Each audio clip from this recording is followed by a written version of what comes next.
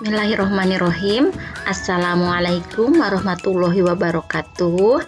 Apa kabar anak-anakku, siswa-siswi kelas 8?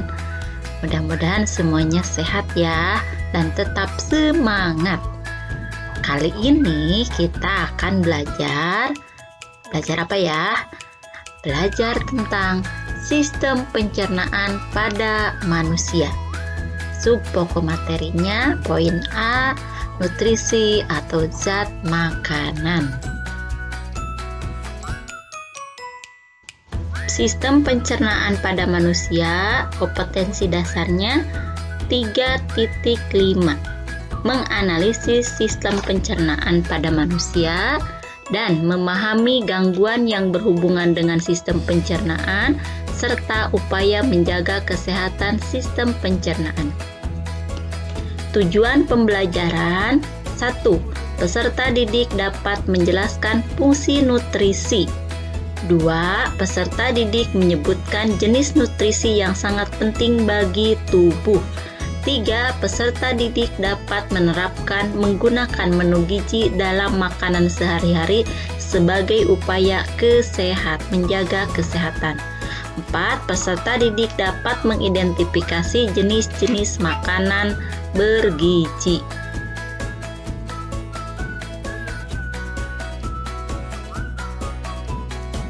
Baik, teman-teman semua, perhatikan pada gambar piramida makanan di sini ya. Piramida makanan ini berisi berbagai makanan. Tentunya dalam makanan ini mengandung zat makanan atau nutrisi. Jadi kandungan di dalam makanan itu yang disebut dengan nutrisi. Jelas ini diperlukan oleh semua makhluk hidup. Untuk apa? Untuk menghasilkan tenaga atau energi. Terus fungsi nutrisi ini sebagai zat pengatur. Yang ketiga, nutrisi ini sebagai zat pembangun. Dari dasar kita terlihat yang berwarna oranye itu golongan zat penghasil tenaga atau penghasil energi. Yang kedua berwarna hijau itu zat pengatur, sebagai zat pengatur. Dan yang ketiga atas itu zat pembangun ya. Zat pembangun itu berwarna oranye atau kuning. Ini jelas dalam tubuh kita sangat diperlukan.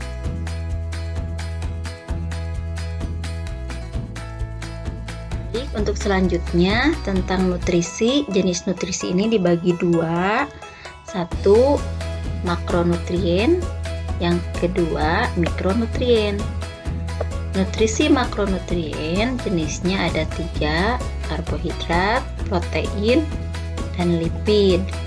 Ketiga jenis nutrisi ini sebagai zat gizi, sumber tenaga atau penghasil energi.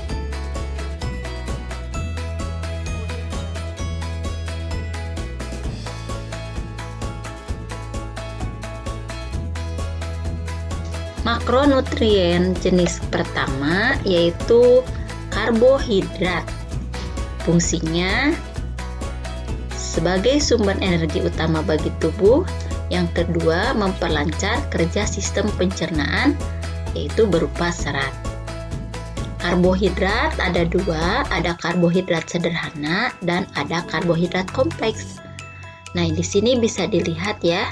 Ini jenis-jenis karbohidrat. Di sini ada jagung, ada ubi, ada roti, ada gandum, kemudian banyak lagi ya. Ini mengandung kandungan karbohidrat yang sangat besar.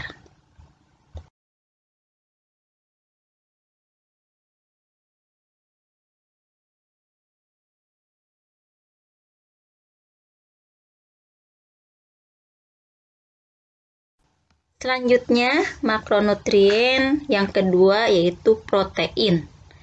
Protein fungsinya sebagai zat pembangun tubuh, perbaikan bagian tubuh yang rusak, pembentukan hormon dan enzim, menyusun sistem kekebalan tubuh, dan membentuk pembentuk energi atau cadangan terakhir. Protein dibagi dua, Satu, protein hewani, yaitu protein yang berasal dari hewan. Ada daging, ada ikan, udang, susu, keju, telur, sosis, itu protein hewani ya.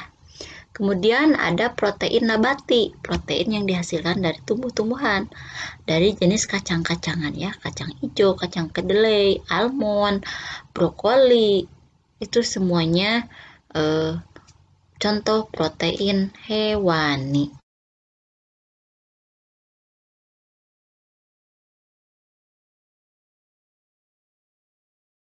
Makronutrien yang ketiga yaitu lipid atau lemak.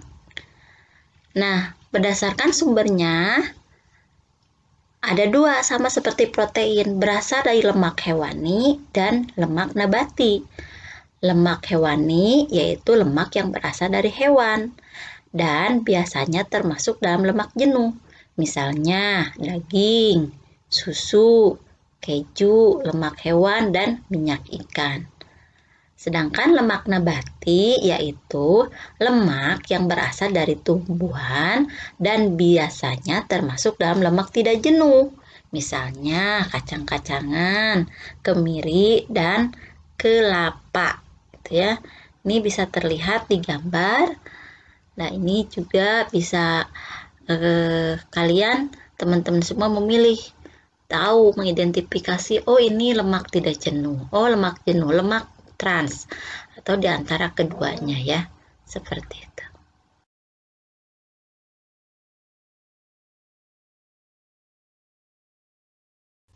Nah, sekarang masuk ke mikronutrien, yaitu vitamin dan mineral. Di sini vitamin jenisnya ada vitamin A, B, C, D, E, dan K. Untuk yang pertama ada vitamin A dan vitamin D. Vitamin A jelas di sini ya, ada gambar-gambarnya, terdapat pada jeruk, terdapat pada telur, brokoli, minyak, wortel, keju. Ini mengandung vitamin A. Fungsi vitamin A memelihara kesehatan mata atau indera penglihatan, kemudian memelihara kesehatan sel-sel tubuh. Apabila kekurangan vitamin A menyebabkan gangguan penglihatan, gangguan kulit, dan gangguan sistem kekebalan tubuh. Biasanya mudah sakit, gitu ya. Itu biasanya kekurangan vitamin A. Baik, untuk selanjutnya ada vitamin D. Vitamin D di sini sumbernya itu dari ikan, kacang-kacangan, telur, susu, itu mengandung vitamin D. Fungsinya untuk apa? Fungsinya untuk penyerapan kalsium, pembentukan tulang dan gigi. Nah, apabila kekurangan vitamin D menyebabkan gangguan pembentukan tulang dan gigi. Kemudian tulang kurang kompak, biasanya terlihat pada waktu ini ya, waktu lahir. Tulang kurang kompak itu ketika jalan biasanya mata kaki ketemu mata kaki, atau ketika jalan membentuk O, atau pertumbuhannya tidak maksimal, tidak disebabkan, kecuali disebabkan oleh faktor genetik gitu ya.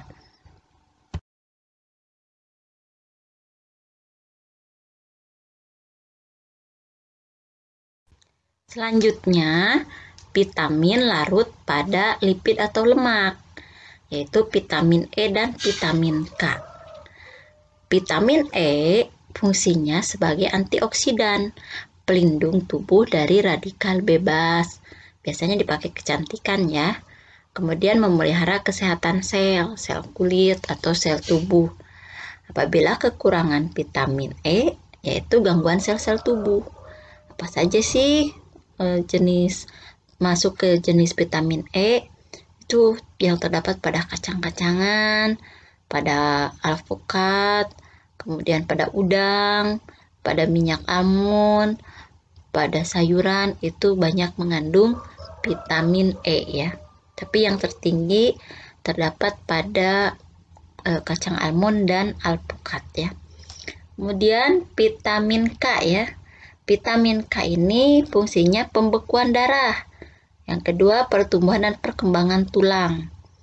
Jika kekurangan vitamin K, menyebabkan gangguan pembekuan darah. Jadi ketika luka susah membeku karena jaringan fibrinogennya itu susah ya. Kekurangan vitamin K, susah membentuk jala pada luka yang ini. Kemudian di sini apa saja sih yang termasuk ke dalam vitamin K? Ada pisang, wortel, tomat, kol, kemudian timun, dan cabai. Ya, bisa dilihat lagi nanti referensi belajarnya ya. Oke, untuk selanjutnya itu vitamin E dan vitamin K, yaitu larut pada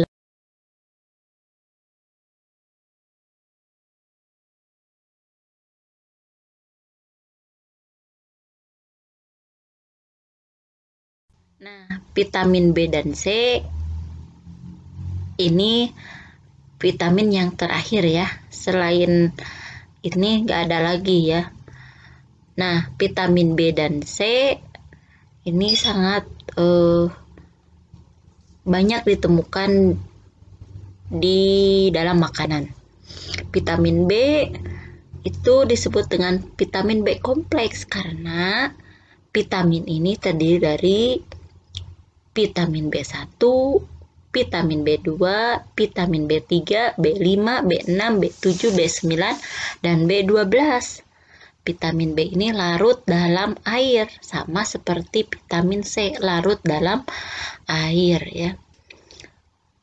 Vitamin B ini sangat berperan ya, berperan penting dalam tubuh, dalam pencegahan kanker, kemudian pemeliharaan paru-paru, kemudian apalagi terhadap B ini sebagai nutrisi otak ya, sangat bagus sekali. Biasanya terdapat pada ikan, juga terdapat pada semua makanan vitamin B ini ya. Bisa dilihat di gambar ini, di dalam semua makanan itu terutama buah-buahan itu ada vitamin B-nya. Dan vitamin C itu mencegah sariawan, mencegah radang, gusi, kemudian kekebalan tubuh itu dari vitamin C ya. Oke.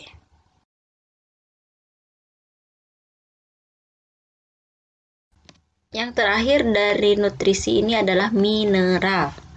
Mineral adalah zat homogen dengan struktur kimia tertentu dibentuk oleh struktur alam yang anorganik. Sumbernya yaitu buah-buahan, bisa dari sayuran, keju, susu, telur, daging, dan garam dapur. Fungsi mineral sebagai molekul organik yang di dalam tubuh mempunyai fungsi tertentu. Yang kedua, sebagai komponen metabolisme, kofaktor atau substansi non-protein yang berperan dalam reaksi enzimatis. Kemudian sebagai komponen penting dalam pembentukan darah, tulang, dan gigi ya.